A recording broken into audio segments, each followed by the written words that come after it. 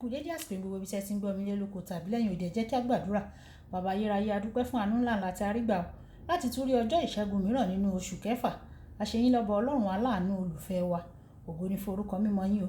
Ọ̀rọ̀ náà tí a ò gbọ́ lè ní kó ṣe ayé àti ọkàn wa ní rere, kó má lòdì sí wa ní ọjọ́ ìdájọ́, nítorí tí a gbàdúrà lórúkọ Jésù Kristi Olúwa wa. Àmín. Àmín orúkọ Jésù. Ìwé ọ̀run ṣíṣí tí a ti ọwọ́ olùṣọ́ àgùntàn yín náà kọ Adéjàre Adébóyè kọ èní ọjọ́ ìṣẹ́gun ọjọ́ 25 oṣù kẹfà. Àkòrí tí a ò gbéyẹ̀wò sọ wípé àwọn ẹranko náà apá kejì. Àwọn ẹranko náà apá kejì. A mú àkọ́sórí wa nínú ìwé ìfihàn orí 13 ẹsẹ̀ 17. Ìwé ìfihàn orí 13 ẹsẹ̀ 17. Àti kí ẹnikẹ́ni má lè rà tàbí kí ó tà bí kò ṣe ẹni tí ó bá ní àmì orúkọ ẹranko náà tàbí iye orúkọ rẹ̀. Nígbà tí a mú bíbélì kíkà wa nínú ìwé ìfihàn bákan náà orí 14 ẹsẹ̀ 9 dé 10. Ìwé ìfihàn orí 14 ẹsẹ̀ 9 dé 10. Áńgẹ́lì kẹta sì tẹ̀lé wọn. Ó wí ní ohùn rara pé, bí ẹnikẹ́ni bá forí balẹ̀ fún ẹranko nì àti àwòrán rẹ̀, tí ó sì gba àmì sí iwájú rẹ̀ tàbí sí ọwọ́ rẹ̀, òun pẹ̀lú yóò mu nínú ọtí wáìnì ìbínú Ọlọ́run tí a tú jáde ní àìní àbùlà sínú agbo ìrònú rẹ̀. A ó sì fi iná àti sulfuru dá a lóró níwájú àwọn áńgẹ́lì mímọ́ àti níwájú ọ̀dọ́ àgùntàn. Wàyí, ẹ tẹ́tí bẹ̀rẹ̀ jẹ́ láti gbọ́ ohun tí olùṣọ́ àgùntàn yín náà kọ Adéjàre Adébóyè ní fún wa ní èní ọjọ́ ìṣẹ́gun. Lánàá, mo sọ pé àmì ẹranko náà ó lè wà ní ìwà àmì orúkọ rẹ̀ tàbí nọ́mbà orúkọ rẹ̀. Mo tún sọ pé àmì náà kò ní jẹ́ tattoo tí a yà sára, ṣùgbọ́n dípò èyí yóò jẹ́ ohun tí a gbé sínú ara, tí a gbìn sínú ara àwọn tí ó gbà á, tí ó jọ̀wọ́ ìfẹ́ wọn fún ìjọba àkókò náà, èyí tí ń ṣe ti aṣòdì sí Kristi, yóò sì jẹ́ alákòóso rẹ̀. Lónìí, màá jíròrò lórí ohun tí yóò wà nínú ara àwọn ènìyàn tí ó gba àmì ẹranko náà. Tí ó bá jẹ́ pé ò ń tẹ̀lé àwọn àyípadà tó ti dé bá ẹ̀rọ ìgbàlódé, ìwọ yóò rí pé àwọn ẹ̀rọ ìgbàlódé kan ti wà láti fi àwọn ẹ̀rọ pélébé sínú ara àwọn ènìyàn láti lè mú kí wọ́n fi ní àǹfààní sí ẹ̀rọ ayélujára tààrà láti ọpọlọ wọn. Wọ́n lè pè láti orí ẹ̀rọ ìbánisọ̀rọ̀ wọn nípa ìrònú lásán, kí wọ́n sì ní àwọn iṣẹ́ ìyanu ìlera bíi ìwòsàn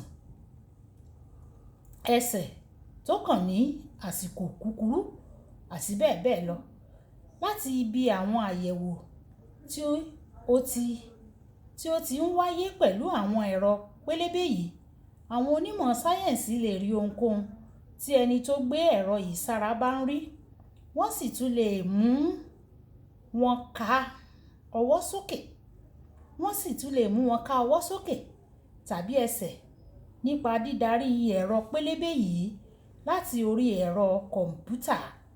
Àwọn ẹ̀rọ pélébé yìí wà ní àsopọ̀ pẹ̀lú ọpọlọ tààrà kí ẹnikẹ́ni tó bá ń darí àwọn ẹ̀rọ pélébé yìí lè darí ọkàn àwọn ènìyàn tó ní wọn ní ara. Ní ọ̀nà mìíràn, gbígba àmì náà lè túmọ̀ sí yíyọ̀ǹda ara ẹni sí ìdarí ìjọba ìgbà náà. Nígbà tí wọ́n bá ṣe àkóso, wọ́n lè mú àwọn ènìyàn ṣe ohunkóhun tí wọ́n bá fẹ́. Ìdí nìyẹn tó fi jẹ́ pé ó dá àwọn tó ní àmì náà lẹ́bi, nítorí nígbà yìí wọn kò lè ṣe ìfẹ́ Ọlọ́run gẹ́gẹ́ bí aṣòdì sí Kristi tí ó ti wà ní àkóso ọkàn wọn. Gbígba ẹ̀rọ pélébé yìí sínú ara wọn ó fi hàn pé ó di gbére, nítorí aṣòdì sí Kristi yóò máa darí ọkàn wọn láti gbọ́ràn sí òun nìkan lẹ́nu. Ẹ̀yin kò mọ̀ pé ẹni tí ẹ̀yin bá jọ̀wọ́ ara yín lọ́wọ́ fún bí ẹrú láti máa gbọ́ tirẹ̀, ẹrú ẹni tí ẹ̀yin ṣe ni ẹni tí ẹ̀yin bá ń gbọ́ tirẹ̀. Ìbá ṣe ti ẹ̀ṣẹ̀ sí ikú ni o, tàbí ti ìgbọ́ràn sí òdodo. Ìwé Róòmù orí 6 ẹsẹ̀ 16. Èṣù mọ̀ nípa ẹsẹ̀ Bíbélì òkè yìí, nítorí náà ó mọ̀ pé ẹnikẹ́ni tí ó bá ń ṣe tirẹ̀ òun ni ọ̀gá rẹ̀. Gbogbo ẹni tó bá gba àmì ẹranko náà yóò di ẹrú èṣù. Olùfẹ́, má ṣe gbìyànjú ẹ̀wẹ̀ láti wà láyé nígbà tí ó fẹ́rẹ̀ẹ́ jẹ́ pé gbogbo ènìyàn yóò di ẹrú èṣù. Yóò jẹ́ ọ̀run àpáàdì ní ayé o. Yóò sì fẹ́rẹ̀ẹ́ má ṣeé ṣe láti yẹra fún gbígba àmì náà ní àkókò náà. Fi ayé rẹ fún Kristi kí o sì gbé ní mímọ́ nísinsìnyí kí o bá lè wà ní ọ̀run rere nígbà tí aṣòdì sí Kristi bá gba àkóso ayé. Kókó ọ̀rọ̀: ṣe ohun gbogbo tí o lè ṣe láti rí i dájú pé o wà ní ọ̀run rere nígbà tí aṣòdì sí Kristi bá gba àkóso ilé ayé. Jẹ́ ká sọ pé bàbá mi, Olúwa jọ̀wọ́ fún mi ní oore ọ̀fẹ́ láti san ìdíyelé kí n lè bá ọ jọba.